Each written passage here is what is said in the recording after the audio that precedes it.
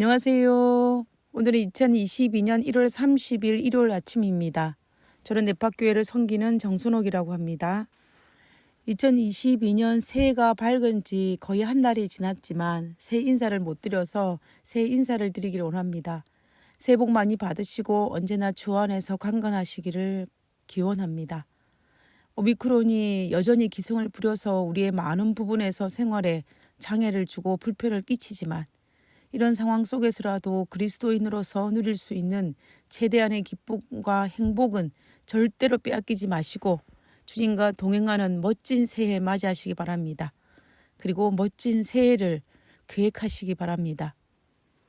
위기를 기회로 만드는 자가 가장 지혜로운 사람입니다. 코로나의 위기로 우리의 삶에 많은 장애가 있는 이 시기에 2022년도에는 성경을 더 많이 읽는 기회로 삼는 멋진 새해가 되었으면 좋겠습니다. 모두들 건강하시고 행복하시기를 진심으로 바라며 기도드리고 오늘 교과 내용을 살펴보도록 하겠습니다. 기도하겠습니다. 하늘에 계신 저희들의 아버지, 오늘 저희들에게 하나님께서 약속한 성령을 부어주셔서 오늘도 성령과 동행하는 삶을 살 수 있도록 도와주시고 이 땅에서 고아가 아닌 우리의 신실하신 예수님과 동행하는 하루의 삶을 살 수 있도록 도와주시옵소서. 오늘 이 시간에도 우리와 함께하여 주옵기를 간구하오며 거룩하신 예수님의 이름으로 기도드렸습니다. 아멘. 예, 감사합니다. 우리는 새해에 들어서 히브리서의 기별에 대해서 살펴보고 있습니다. 이번 주는 제6과 예수, 신실하신 제사장이라는 제목을 가지고 살펴보도록 하겠습니다. 이번 주 교과는 히브리서 5장과 7장에 나타난 우리의 대제사장이 되시는 예수님께서 우리를 위해 더 좋은 언약의 보증이 되셨음에 대해서 살펴보도록 하겠습니다. 먼저 기억절의 말씀을 읽어보도록 하겠습니다. 히브리서 7장 26절입니다. 이러한 대제사장은 우리에게 합당하니 거룩하고 악이 없고 더러움이 없고 죄인에게서 떠나 계시고 하늘보다 높이 되시니라. 아담이 범죄하기 전에는 에덴 동산을 함께 거닐면서 하나님과 깊은 교제를 나누셨습니다. 그러나 범죄 이후에는 죄가 들어옴으로 말미암아 더 이상 하나님과 아담은 함께 거닐며 깊은 교제를 나눌 수가 없었습니다. 다시 말하면 하나님과 긴밀한 교제가 끊겼다라는 것입니다. 그 이유는 우리가 알다시피 하나님과 아담 사이에 죄로 말미암아 넓은 간격이 생긴 것입니다. 아담의 후손으로 태어난 우리들은 하나님을 대면할 수도 없을 뿐만 아니라 우리의 잿된 본성까지 타락시킴으로 우리는 정말 속절없는 피조물이 되고 말았습니다. 그래서 하나님과 우리 사이에도 죄로 말미암아 간격이 생겼고 우리는 에덴 동산의 아담이 누렸던 하나님과 깊은 영적 교제를 상실하게 된 것입니다. 우리는 이제는 누구의 도움 없이는 도저히 하나님과 긴밀한 영적 교제를 나눌 수 있는 불가능한 상태에 놓이게 된 것입니다. 이 문제를 해결하기 위해서 예수님이 오셨고 예수님은 죄 없이 십자가에 돌아가심으로 그 길을 열어준 것입니다. 그리고 죄 없이 돌아가신 그 예수님이 우리의 대제사장이 되셨음을 오늘 히브리서 저자는 당당하게 말하고 있는 것입니다. 그래서 이번 주는 신실하신 우리의 대제사장이 되시는 예수님에 대해서 살펴보도록 하겠습니다. 오늘 1월 소재의 제목은 인간을 대표하는 제사장입니다. 구약에서 선지자는 하나님의 기별을 백성에게 전달하는 자라면 제사장은 백성들의 간원을 하나님께 드리는 자입니다. 그러므로 구약에서 제사장의 특징을 정리해 보면 첫 번째는 죄인과 하나님 사이에 중재하는 역할을 감당하고 두 번째는 하나님으로부터 직접 임명을 받아야만 했습니다. 하나님께서는 아론을 택하셨고 그 직분은 아론의 아들들에 의해서 개성되어야만 했습니다. 우리가 구약에서 고라의 반역에서 알 수 있듯이 아론의 사촌이었던 고라가 아론이 가진 대제사장 직분을 탐하였지만 하나님께서는 아론의 쌍난 지팡이를 통하여서 제사장 직분은 아론과 그의 아들들에게 주어졌음을 다시 한번 확인시켜 주셨습니다. 그러므로 제사장 직분은 내가 원하여서 할 수 있는 부분이 아니고 오직 하나님께서 임명받아야만 할 수 있는 직분이 바로 이 제사장 직분입니다. 신약 시대로 넘어와서 구약의 대제사장 제도는 이미 무너졌습니다. 예수님께서 십자가에 달려 돌아가시기 전에 2명의 대제사장에게 신문을 받는 장면이 나옵니다. 현직 대제사장이었던 가야바와 이미 대제사장직을 그만둔 지 20년이 지난 전직 대제사장인 안나스입니다. 그리고 이들의 관계는 부자지간도 아니고 장인과 사위 관계입니다. 원래 대제사장은 아론의 후손이 계승하는 종신직이지만 로마 정부가 이스라엘을 통치할 때는 그들의 필요에 따라서 그들의 마음에 들은 사람을 대제사장으로 임명하였기 때문에 그 임기는 한정적이었습니다. 결국 신약에 들어와서 구약의 제사장 제도는 이미 무너졌고 하나님께서 임명하는 제도가 아니라 로마 정부가 임명하는 제도로 바뀌었습니다. 다시 말하면 더 이상 제사장으로서의 직분을 감당할 수 있는 능력을 상실하였음을 알 수가 있습니다. 자, 그다음에 세 번째는요. 제사장을 맡은 사람은 자비롭고 인간의 연약함에 대해서 잘 이해해야만 했습니다. 왜냐하면 죄인을 하나님께 중재하는 역할을 감당하는 사람이었으므로 죄인을 이해하지 못하고 죄인에게 자비롭게 대하지 못하면서 그들의 연약함을 이해하지 못하면서 중재자로서의 역할을 감당하는 것은 불가능합니다. 구약의 이런 제사장의 역할을 예수님께서는 우리에 대해 제사장으로서의 모든 조건을 갖추었음을 히브리서 저자는 소개하고 있는 것입니다. 첫 번째는 예수님은 우리와 하나님 사이의 완벽한 중재자로셨습니다. 두 번째는 예수님도 하나님께서 임명하셨습니다.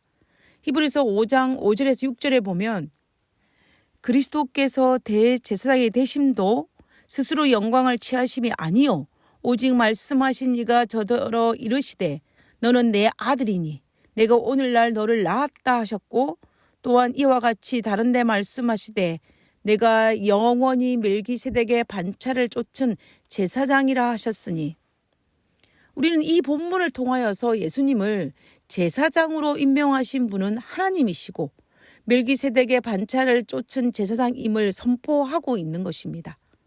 그리고 세 번째는 예수님은 자비롭고 우리의 연약함을 아시는 분입니다.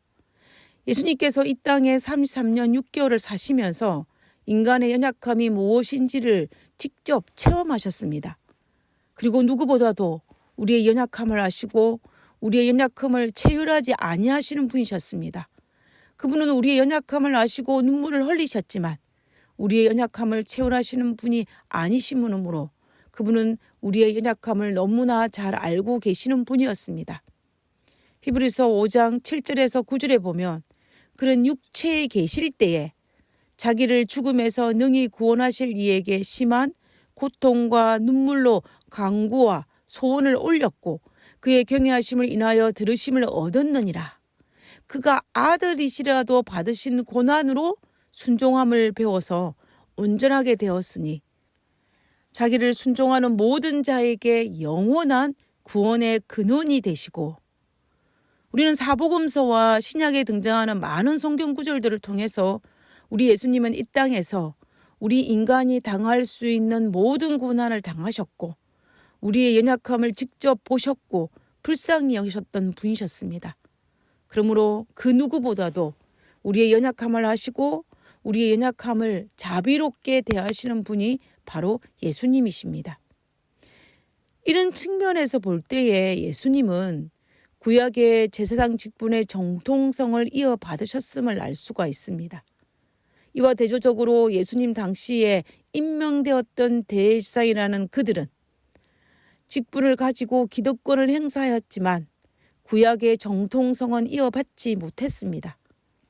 그들은 하나님과 백성의 중재자도 아니었고 하나님께서 임명하지도 않으셨고 그리고 그들은 결정적으로 자비롭지도 않고 포악하고 간사한 무리들이었습니다. 그와 반면에 예수님은 우리의 대제사장으로서의 자격이 충분했습니다.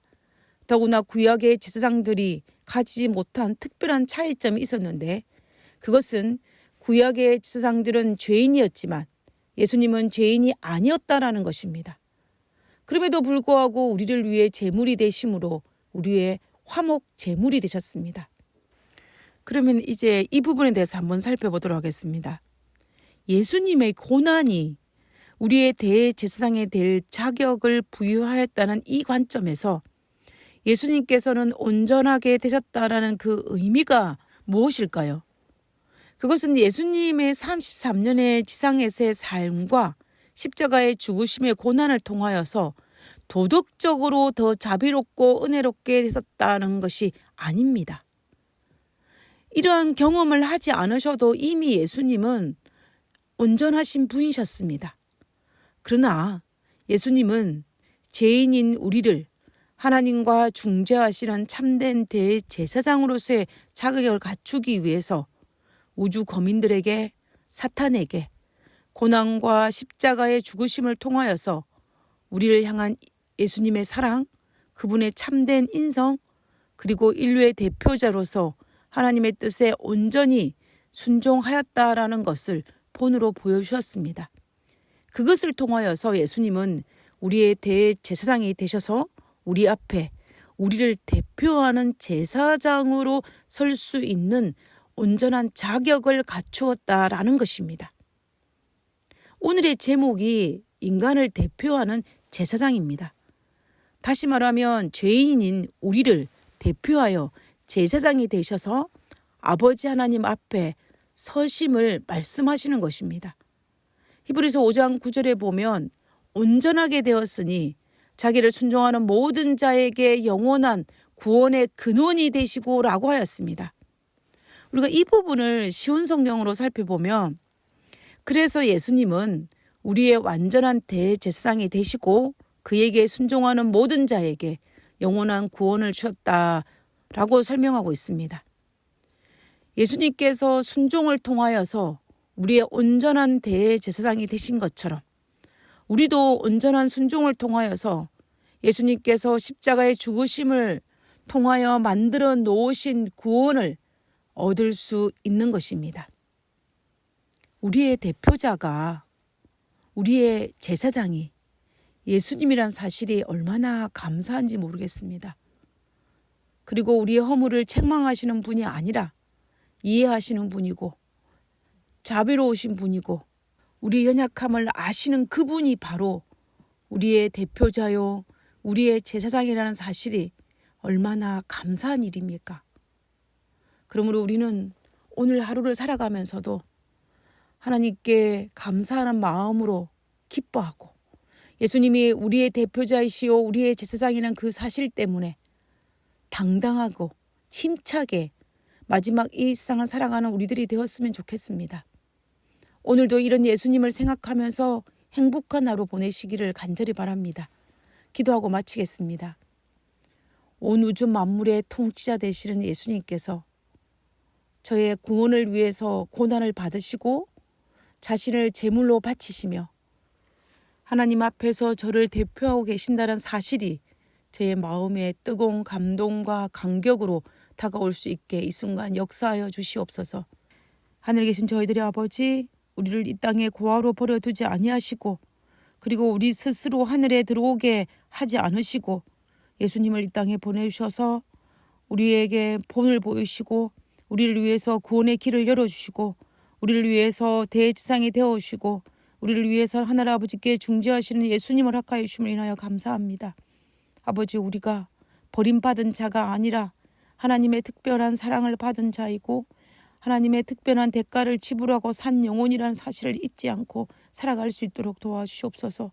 그리고 오늘 이 시간에는 그 엄청난 축복을 받은 자로서 기쁨과 감사와 찬양의 삶을 살 수 있도록 도와주시옵기를 거룩하신 예수님의 이름으로 기도드렸습니다.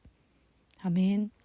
감사합니다. 좋은 하루 되시고요. 내일 뵙도록 하겠습니다. 감사합니다.